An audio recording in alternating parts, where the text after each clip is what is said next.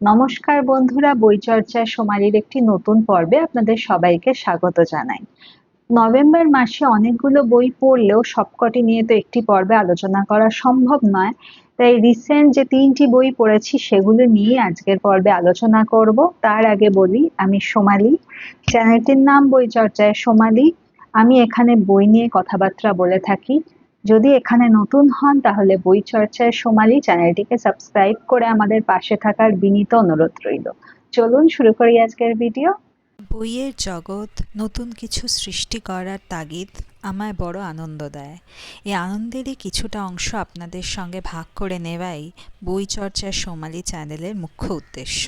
প্রথম যে উপন্যাসটির কথা বলবো সেটিতে বর্ণিত চরিত্ররা আমাকে ভীষণভাবে প্রভাবিত করেছিল। তাদের লড়াইতে আমি অনুপ্রাণিত হয়েছিলাম, তাদের অপরিণামদর্শিতায় কষ্ট পেয়েছিলাম। আমি কথা বলছি গজেন্দ্র কুমার মিত্রের উপন্যাস রাত্রির তপস্যা সম্পর্কে। তো বইটি সম্পর্কে বিশদ আলোচনার আগে উপন্যাসটির নায়ক ভূপেন সম্পর্কে কিছু কথা বলি। তো ভূপেনের সঙ্গে যখন আমাদের অর্থাৎ পাঠকের প্রথম পরিচয় হয়, সে কলেজে পাঠরত কিছুটা বিভ্রান্ত এক যুবক। ক্রমে তার জীবনে আগমন ঘটে সন্ধ্যা নামের একটি মেয়ে। সন্ধ্যা বড়লোক বাড়ির মেয়ে এবং ভূপেন এবং সন্ধ্যার সামাজিক অবস্থান একবারে আলাদা, আকাশ পাতালের তফাৎ। তো কালক্রমে ভূপেন সন্ধ্যার গৃহশিক্ষক রূপে নিযুক্ত হয়। মূলত সন্ধ্যার গৃহশিক্ষক হিসেবে নিযুক্ত হওয়ার পর সন্ধ্যার পড়াশুনোর প্রতি প্রবল আগ্রহ, সন্ধ্যার দাদু মোহিত বাবুর বিশাল পাঠাগারে অবাধ যাতায়াতের সুযোগ, এসবের ফলে ভূপেন আস্তে আস্তে নিজের জীবন সম্পর্কে সচেতন হতে থাকে। নিজের জীবনটাকে যখন সে ভাবে এবার গুছিয়ে নিতে পারবে, তখনই তার সামনে বেশ বড়সড় একটা চ্যালেঞ্জ এসে উপস্থিত হয়। ভূপেন বাধ্য হয় তার চেনা জগৎ, চেনা মানুষজনকে ছেড়ে বীরভূমের এক গ্রামীণ হাই স্কুলে শিক্ষকের চাকরি নিয়ে চলে যেতে। এবং এই অংশ থেকে, উপন্যাসের এই অংশ থেকে ভূপেনের জীবনের এক নতুন অধ্যায়ের সূচনা হয়।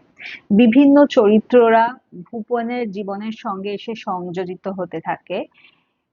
ভূপেনের জীবনের আদর্শ একদিকে, অন্যদিকে বাস্তবের চরম অভিঘাত, এই দুদিকের দ্বিমুখী চাপে পিষ্ট হতে হতে ভূপেনের জীবনের প্রবাহ কোন দিকে বয়, আর ভূপেন ও সন্ধ্যার সম্পর্কের মধ্যে কি তৃতীয় কোনো অ্যাঙ্গেল বা তৃতীয় কোনো কোণ এসে যুক্ত হয়, সেটি জানতে গেলে গজেন্দ্র কুমার মিত্রের রাত্রি তপস্যা উপন্যাসটি পড়তে হবে।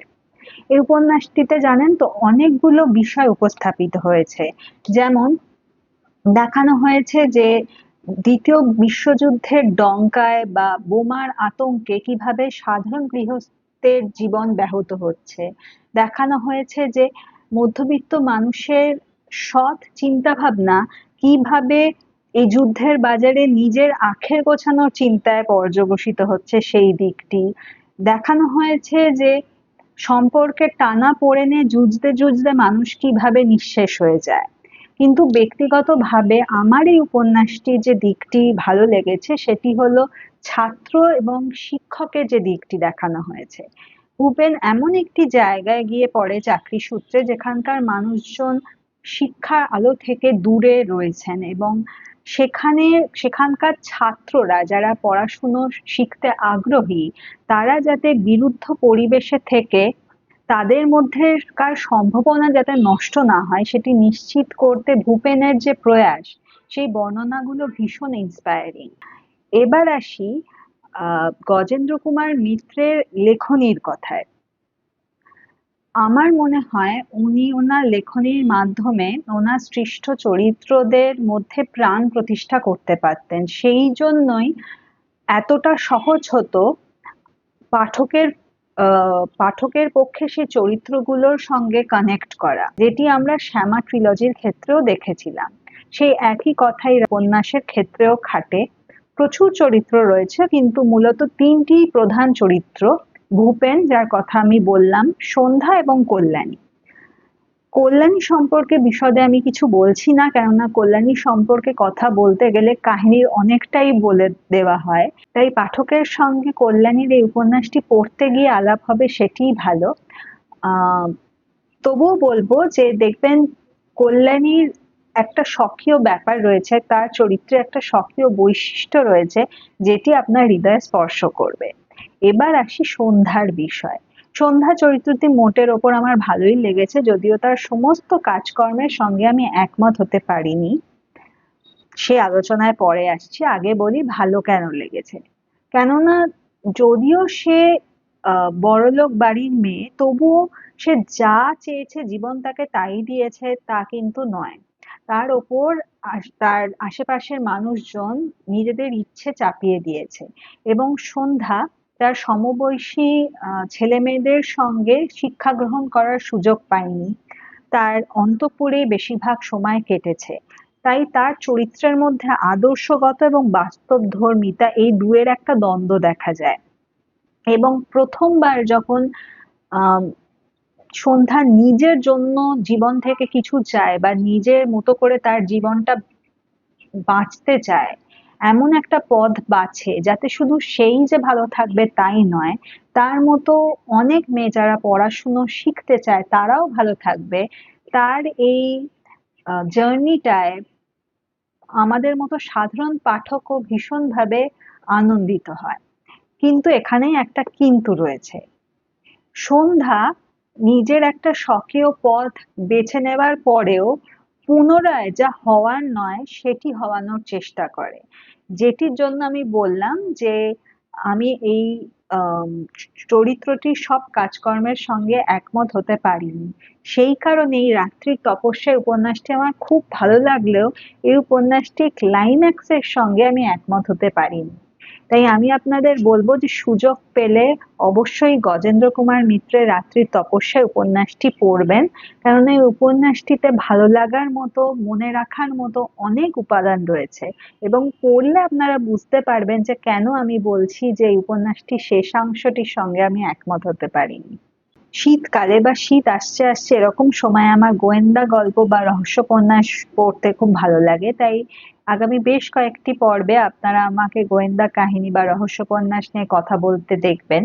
এখন যে উপন্যাসটির কথা বলবো সেটিও একটি গোয়েন্দা কাহিনী, সেটা হলো ইন্দ্রনীল সান্যালের ইঁদুর কল। এবার এই উপন্যাসটির পটভূমি মূলত 2007 সালের মিজোরাম। মিজোরামের আইজল শহর থেকে নিরুদ্দেশ হয়ে যান নীলাঞ্জন চক্রবর্তী, এবং তার এই নিরুদ্দেশ হওয়ায় রাষ্ট্রের সুরক্ষা ব্যাহত হতে পারে। এটি আঁচ করতে পেরে মিজোরাম থেকে ডাক পাঠানো হয় গোয়েন্দা সুনীল সেন এবং তার সহকারী শাহজাহান চৌধুরীকে। সুনীল এবং শাহজাহান নীলাঞ্জন চক্রবর্তীর আহ নিরুদ্দেশ হওয়ার যে তদন্ত সেটি করতে মিজোরামে পৌঁছন। এবার নীলাঞ্জন চক্রবর্তীর নিরুদ্দেশ রহস্য যত এগিয়েছে, এক একটি সুতোয় টান পড়েছে, অনেক বহুবর্ণময় চরিত্র পাঠকের সামনে ভিড় জমিয়েছে, তাদের একটু ব্যাকগ্রাউন্ড স্টোরি উপস্থাপিত হয়েছে, তাদের সঙ্গে অপরাধের সম্ভাব্য যোগাযোগ উপস্থাপিত হয়েছে। তো বোঝাই যাচ্ছে যে সেই স্নায়ু টান টান করা, উত্তেজনার ব্যাপারটা যেটা থাকে, সেই থ্রিলিং ব্যাপারটা, এটা আসতে কিন্তু এই উপন্যাসে একটু দেরি হয়েছে। তার আগে পাঠকের মনোসংযোগ ধরে রাখার মতো কি আছে এই উপন্যাসটিতে সেটি যদি জিজ্ঞেস করেন, তাহলে বলবো এখানে আমরা 2007 সালের মিজোরাম সম্পর্কে নানা তথ্য জানতে পারি।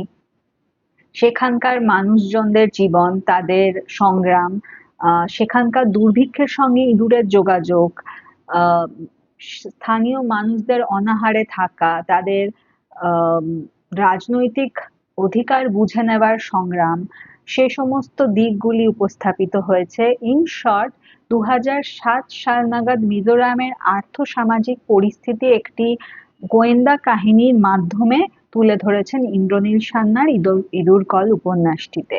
সেই দিক থেকে ইঁদুর কল সুখপাঠ্য বলা যায়। কিন্তু যদি গোয়েন্দা কাহিনী হিসেবে বলি, তাহলে কিন্তু আমি বলবো সেই থ্রিলিং বা এঙ্গেজিং ব্যাপারটাই উপন্যাসে মিসিং। তার কারণ যে কোনো রহস্য উপন্যাসে বা গোয়েন্দা কাহিনীতে যে তদন্তের যে একটা তদন্তের পদ্ধতির যে একটা বর্ণনা থাকে বা সম্ভাব্য অপরাধীর মনস্তাত্ত্বিক ব্যবচ্ছেদনের যে দিক থাকে, যেটি আমরা ইন্দ্রনীল সান্যালের মেডিকেল থ্রিলার গুলোতে দেখতে পাই, সেটি কিন্তু এই ইঁদুরকল উপন্যাসটিতে আমার চোখে পড়েনি। চরিত্রের কথাও যদি বলি, তাহলে একটি মাত্র চরিত্রই নজর কেড়েছে, সেটি হলো স্থানীয় রাজনৈতিক নেতার একটি চরিত্র, নাম বোধহয় তার হাংচল। সেই চরিত্রটি একটু বৈচিত্র্যময় বা একটু লেয়ারিং আমি ওই চরিত্রটিতে দেখেছি। সামাজিক উপন্যাস হিসেবে যদি দেখেন তাহলে ইঁদুরকল ভালো লাগবে। গোয়েন্দা কাহিনী হিসেবে যদি পড়েন তাহলে বেশ খানিকটা ধৈর্য আপনাকে ধরতে হবে। লাস্ট কয়েকটি পাতায় গিয়ে বোঝা যায় যে আপাত দৃষ্টিতে যেই কথাগুলোকে বা যে তথ্যগুলোকে এক্সট্রা ইনফরমেশন বলে মনে হচ্ছিল, সেগুলির সাথে মূল কাহিনীর যোগাযোগ রয়েছে, কিন্তু তার জন্য ধৈর্য ধরতে হয়। ব্যক্তিগতভাবে আমার ইন্দ্রনীল সান্যালের ইঁদুরকল মোটামুটি লেগেছে, তাই আমার পাঠানুভূতিও মিশ্র প্রকৃতির, সেই রকম ভাবেই বলার চেষ্টা করলাম। আজকের পর্বের শেষ যে উপন্যাসটি নিয়ে কথা বলবো, সে উপন্যাসটিতে অরণ্যমুখর পরিবেশের আহ্বান রয়েছে এবং রয়েছে অদ্ভুত রকমের একটি স্নিগ্ধতা। বইটি হলো মনীশ মুখোপাধ্যায়ের পালক পড়ে থাকে। এই বইটি সম্পর্কে বিশদে বলার আগেও বইটির মূল প্রোটাগনিস্ট চরিত্র জয় মুখার্জি সম্পর্কে একটু কথা বলে নিই।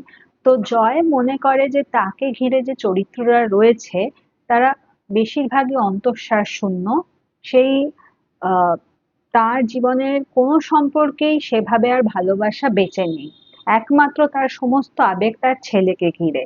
তবুও সে ছেলেকে ছেড়েও সে যায় নিজেকে একটু বুঝে নিতে আলিপুরদুয়ার অঞ্চলের রায়ডাক নদীর তীরে একটি রিসর্টের ম্যানেজারের চাকরি এবং সেখানে যেখানে শহরের কোলাহল গিয়ে পৌঁছয় না, সেখানে সে অন্যই একটা জগতের স্বাদ পায় এবং আস্তে আস্তে সে বুঝতে পারে যে তার ক্ষত শুকোতে শুরু করেছে। জয় কি শেষ পর্যন্ত তার চিরস্থায়ী আস্থানা খুঁজে পায়, নাকি এই রায়ডাক অঞ্চলের অধ্যায়টা তার জীবনের একটা স্বল্প অধ্যায় হয়েই থেকে যায়, সেটি জানার জন্য মনীশ মুখোপাধ্যায়ের এই উপন্যাসটি পড়তে হবে। যখন আমি উপন্যাসটি সম্পর্কে কিছুই জানতাম না, তখন জাস্ট এই প্রচ্ছদটি দেখে আমি বইটি পড়বো বলে সংগ্রহ করেছিলাম এবং আপাত দৃষ্টিতে আমার মনে হয়েছিল যে প্রাকৃতিক সৌন্দর্যের হয়তো বর্ণনা থাকবে, যেই অঞ্চলের কথা বলা হচ্ছে সেই অঞ্চলের একটু ইতিবৃত্ত থাকবে, স্থানীয় লোকজনদের ব্যাকগ্রাউন্ড স্টোরি থাকবে, তো সব মিলিয়ে হয়তো উপন্যাসটি গতি একটু স্লথ হবে। কিন্তু পড়তে গিয়ে দেখলাম সেটি একবারেই নয়। এই উপন্যাসে অসংখ্য চরিত্র রয়েছে, তাদের ব্যাকগ্রাউন্ড স্টোরি রয়েছে, যেই অঞ্চলের কথা বলা হচ্ছে সেই অঞ্চলের কিছুটা ইতিহাস, কিছুটা ভৌগোলিক বর্ণনা রয়েছে সবই, কিন্তু কোনো অংশই ড্র্যাগ করা হয়নি বা আপনার মনে হবে না যে টেনে বড় করা হয়েছে। মানে আপনার পড়তে গিয়ে মনে হবে যে চরিত্রগুলো আসছে মঞ্চে, তাদের পাঠটুকু মঞ্চস্থ করছে, বেরিয়ে যাচ্ছে। এই উপন্যাসটি পড়তে গিয়ে কোনো জায়গা অতিরিক্ত বলে মনে হবে না, সেটি এই উপন্যাসটি ভালো লাগার একটি কারণ। আরেকটি কারণ হচ্ছে, যেহেতু এই উপন্যাসের নায়ক নিজে একজন সাহিত্যিক, সে ছদ্মনামে লেখালেখি করে, তাই তার সাহিত্য চর্চার সূত্রে রবীন্দ্রনাথ থেকে বিভূতিভূষণ, বুদ্ধদেব বসু থেকে সৈকত মুখোপাধ্যায়, সাদাত হোসাইন, স্মরণজিৎ চক্রবর্তী, এদের উল্লেখ এসেছে, এদের সাহিত্যের সৃষ্টির উল্লেখ এসেছে এবং বই চর্চা কিভাবে একটা মানুষের জীবনে ইতিবাচক প্রভাব আনতে পারে সেই দিকগুলি লেখক এই বর্ণনার মাধ্যমে ফুটিয়ে তুলেছেন। তাই আমার মনে হয় আপনি প্রকৃতি প্রেমী হলেও আপনার এই বইটি ভালো লাগবে, আপনি বই প্রেমী হলেও এই বইটি ভালো লাগবে। মনীশ মুখোপাধ্যায়ের পালক পড়ে থাকে আমার পড়ে বেশ ভালো লেগেছে, চাইলে একবার পড়ে দেখতে পারেন। এই ধরনের আরো বই সংক্রান্ত ভিডিও দেখতে হলে বই চর্চায় সোমালি এই চ্যানেলটিকে সাবস্ক্রাইব করতে পারেন এবং আজকের ভিডিওটি ভালো লাগলে ভিডিওটিকে লাইক করতে পারেন। দেখা হবে পরবর্তী ভিডিওতে, ততদিন ভালো থাকবেন।